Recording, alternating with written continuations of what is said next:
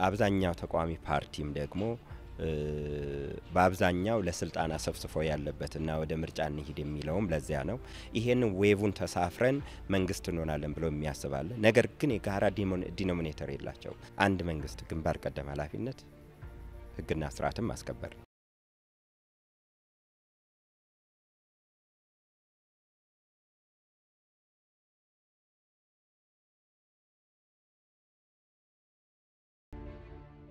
ከጎረቤት ሀገሮች ጋር ኢትዮጵያን የበለጠ ወዳጅነት እንዲኖራት የበለጠ ጉርብትና እንዲኖራት ከኤርትራ ጋር የነበረው ጦርነት እንዲቆም አድርገዋል። አዲስ አበባ የአፍሪካ ካፒታል እንድትሆን በአጼ ኃይለ ሥላሴ ጊዜ ጀምሮ ሲደረጉ የነበሩ ጥረቶችን በማጠናከር አፍሪካውያን ቪዛ ፖን አራይቫል እንዲያገኙ በማድረግም ጭምር እዚህ ያሉ ይሄኛው ኢትዮጵያን እንደ ሀገራቸው እንዲያዩ ኢትዮጵያ የአፍሪካ ዲፕሎማሲ ማዕከል እንድትሆን የማድረጉን ስራ ቀጥለዋል። ከነባር ደግሞ የኢትዮጵያ የዲፕሎማሲ ወዳጆች ከአሜሪካ፣ ከአውሮፓ፣ ከምስራቁም ዓለም ከቻይና፣ ከጃፓን እና ሌሎችም ጋር ያሉት ግንኙነቶች ደግሞ በነበሩበት ሁኔታ ተጠናክረው እንዲቀጥሉ በተባበሩት መንግስታት ድርጅት በመልቲላተራል ኤሪያም እንደዚሁ ኢትዮጵያ በሰላም ማስከበሩ ሂደት ተሳትፎዋን አጠናክራ እንድትቀጥልና አሁን እዛ በዚያ ፕሮሰስ ውስጥ ያለውን ወደ 12000 የፒስ ኪፐርስ በተባበሩት መንግስታት ድርጅት ባንዲራ ስር የሚሰለፉት እያደረጉ ያሉት አስተዋጽኦና ጠቅላይ ሚኒስትሩ በአጠቃላይ የፎሬን ፖሊሲውን በአንድ መልኩ ሪዲፋይን ማድረግ የቻሉበትና ይሄ አንዱ ትልቅ ነገር ነው። ባዶ ካዝና ተጠቅም የተረከቡበት ሁኔታ ነበር። ኢኮኖሚውም በተወሰነ መልኩ ሪቫይቭ እንዲያደርግ ሊደረግ ሙከራ እየተደረገበት ያለበት ሁኔታ ነው ያለው። ይሄም አንዱ ከኮላፕስ ማዳኑ የዚህ ሀገር ኢኮኖሚ ፋውንዴሽኑ ኢኮኖሚክ ፋንዳሜንታሎቹ ሶሊድ አይደሉም። ወደ 3 ቢሊዮን አምርቶ ወደ ውጭ ኤክስፖርት አድርጎ ወደ 18 ቢሊዮን ኢምፖርት አድርጎ የሚበላ አገር ነው። በላተኛ እንጂ ፕሮዲውሰር ሀገር አይደለም፣ አምራች ሀገር አይደለም። ወደ 15 ቢሊዮን ኔጌቲቭ ትሬድ ባላንስ ያለበት ሀገር ነው። ይሄ ትልቅ አደጋ ነው። ትልቅ አንኤምፕሎይመንት ያለበት ሀገር ነው።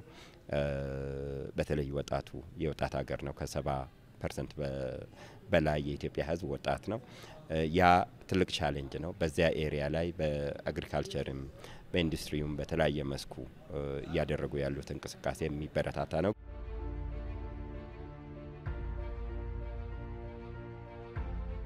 ቴንስ የሆነ ኢንቫይሮንመንት ይዞ ወደ ምርጫ መግባት ነው ለኢትዮጵያ አደጋ።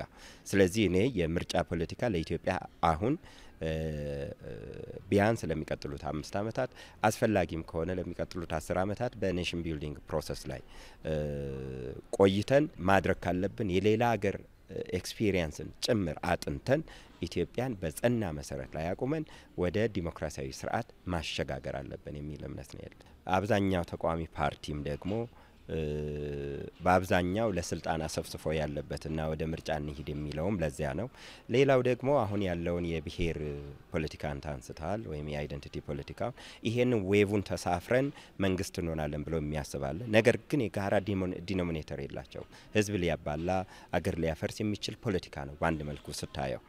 ለዚህኛው እኔ በዚህ ኤሪያ ላይ ኤክስፒሪየንስ ያላቸው ባለሙያዎች ለመንግስትም ለተቃዋሚ ፓርቲዎችም ለኢትዮጵያ ህዝብም ሀሳብ መስጠታቸውን መቀጠል አለባቸው ብዬ ነው የማምነው። ምክንያቱም ከምርጫ ፖለቲካ የአገር ግንባታው ፖለቲካ ይቀድማል ብዬ ነው የማምነው። ስለዚህ እንደ አንድ ባለሙያ ለኢትዮጵያ አበረክታለሁ ብዬ ከማስባቸው እውቀቶች ውስጥ አንዱ ኢትዮጵያ ቅድሚያ ለኔሽን ቢልዲንግ ብትሰጥ ይጠቅማታል። ምክንያቱም በእንደዚህ ትራንዚሽን ፕሮሰስ ውስጥ ያለፉ ሀገሮች ወደ ምርጫ ገብተው ችግር ውስጥ ገብተዋል። ለምሳሌ የግብጽ በአረብ ስፕሪንግስ የነበረው ለውጥ የከሸፈው ነገሮችን ሳያረጋጉ መሬት ሳያስይዙ ወደ ምርጫ ገቡ። ለውጡን ማምጣት ውስጥ ሊበራልና አርበን ሴቲንግ የነበረው ኢሊት እና ባለሙያዎች ነበሩ። ተደራጅቶ የነበረው ሙስሊም ብራዘርሁድ ነው። በምርጫ ሙስሊም ብራዘርሁድ የተደራጀው ብቻ አሸነፈ። ከዚያ የለውጡን ያመጡት ኃይሎችን ድጋፍ አጣ። መፈንቅለ መንግስት ተደርጎ ወታደር እንደገና ስልጣን የያዘበት ሁኔታ ነው ያለው። ኢትዮጵያ እንደዛ አይነት ኤክስፒሪየንስ እንዲኖራት እኔ አልፈልግም።